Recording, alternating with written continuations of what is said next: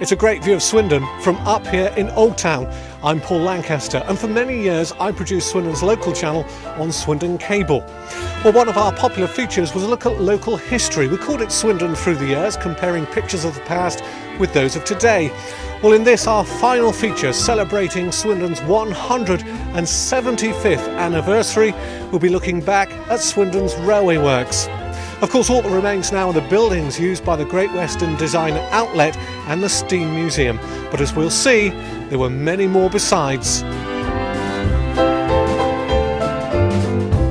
The railway works covered an enormous amount of land and employed a large number of people. There are images that we'll remember from 1985 that bring it all back.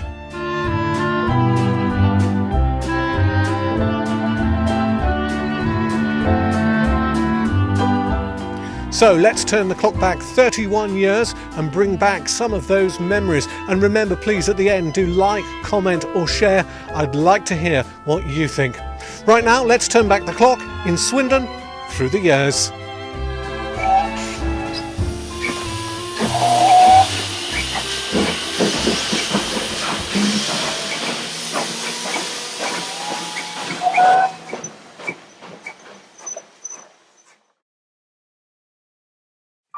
We're delving into the Swindon Cable Archive, turning back the clock to 1985 and discovering forgotten sites of a railway town in Swindon Through the Years.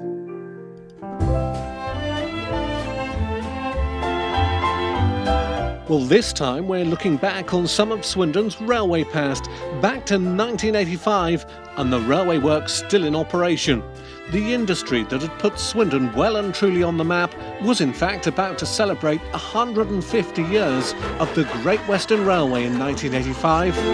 However, the powers that be put paid to that when it was announced early in the year that British Rail Engineering Limited at Swindon would close and every member of the 2,500 strong workforce would lose their jobs. 1985 was supposed to be a year of proud celebration for the town, but in fact it was a year of great sadness. After years of uncertainty, closure was finally announced. Despite campaigns, protests and marches through the town and support of local politicians and unions, it was inevitable. Against a backdrop of change and a move away from the heavy engineering industries, Swindon lost its world-famous railway works. The celebrations were all cancelled and the town remained shell-shocked at the realisation that what was once a job for life counted for nothing. It's against this backdrop that we turn back the clock and rediscover some of the images from a time when Swindon's railway heart was still very much beating. Today, the scenes of railway manufacturing are consigned to history, and as the years go by, the numbers of true railway workers get ever smaller. And while Swindon's moved on, we are taking time to remember the once vast empire that was Swindon Railway Works.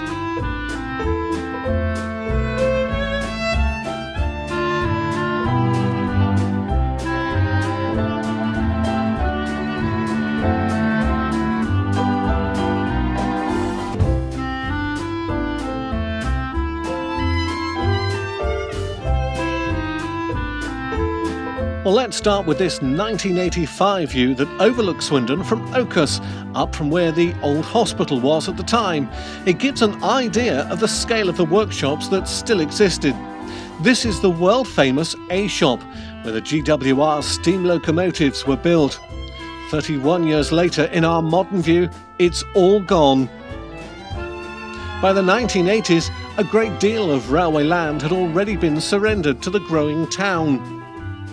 An Italian restaurant now occupies the former pattern store building with its huge overhead water tanks.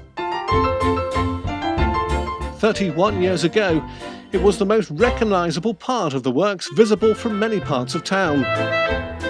Swindon became part of British Rail's engineering arm, known as BREL, British Rail Engineering Limited.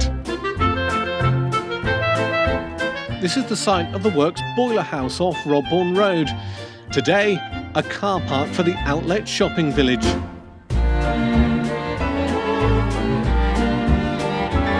redundant diesel locomotives. Alongside the works weighbridge, back in 1985, watch the chimney to the right, our reference point as 31 years disappear. The building still in use as the Weybridge restaurant.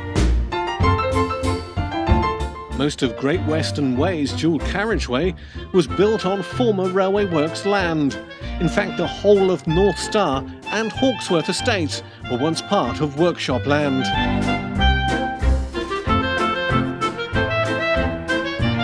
This is the former Railway Works entrance in London Street in 2016, now used to get to the Steam Museum and Outlet Shopping Centre.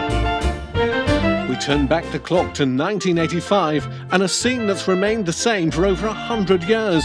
The workers are pouring out from the workshops and offices. The modern BR double arrow logo adorns the wall, along with a coat of arms from the Great Western Railway. For many years, visitors could queue here on a Wednesday afternoon for a tour of the works. Notice the window's been replaced in the stonework, and once more the tunnel which passes under the main Bristol to London railway line is in use as access for the Churchward side. It's used to get to the Steam Museum and the Outlet Shopping Village. The signs are long gone, but the entrance has had a spruce up and is a busy thoroughfare.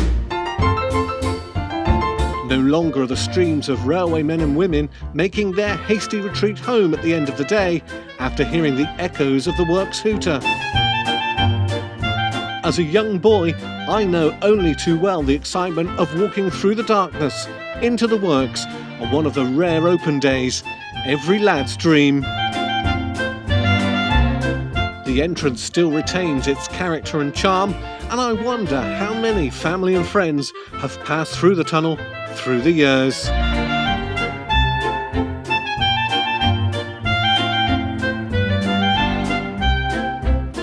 One of the unmistakable buildings from Swindon's railway legacy is the old Pattern Store and Water Tower on Rodbourne Road. In 1985, the Pattern Store still carried the sign showing the works were operated by British Rail Engineering Limited, shortened to BREL. It shows Swindon was a locomotive, carriage and wagon works. Some workshops specialised in just one type of repair or construction. Swindon did them all, and 1,001 other jobs besides.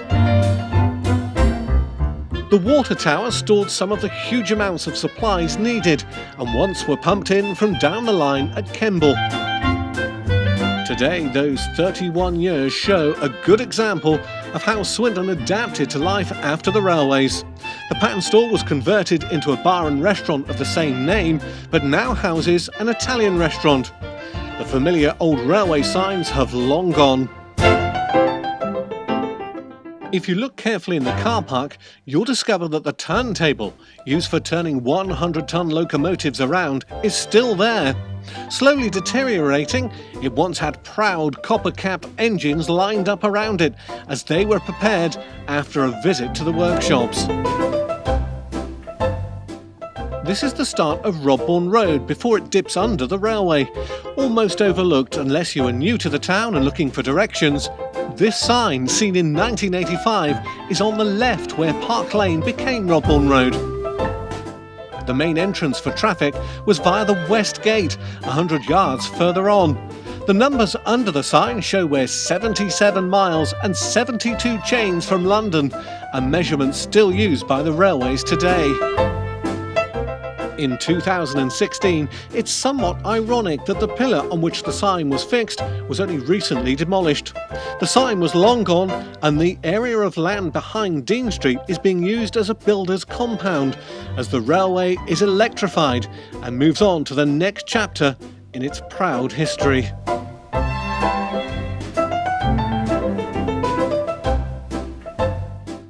As the sign says, we're now at Newburn Crescent at the bottom of Dean Street. In 2016, these new houses were just being finished.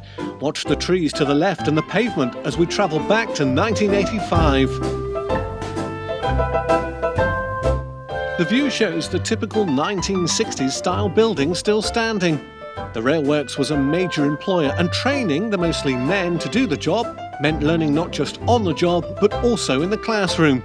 Originally using the Mechanics Institute, Later, a purpose-built training school was used to train workers about the new diesel locomotives from 1962 until 1984. About 2,500 young people studied their trade here. With the announcement that the works was to close, the school was redundant. In fact, with so many railway buildings around the town, it was unclear what, if any, use they might have after closure. Today's view, 31 years later, shows the school has now been swept away and Newburn Crescent has lost any connection with the railways.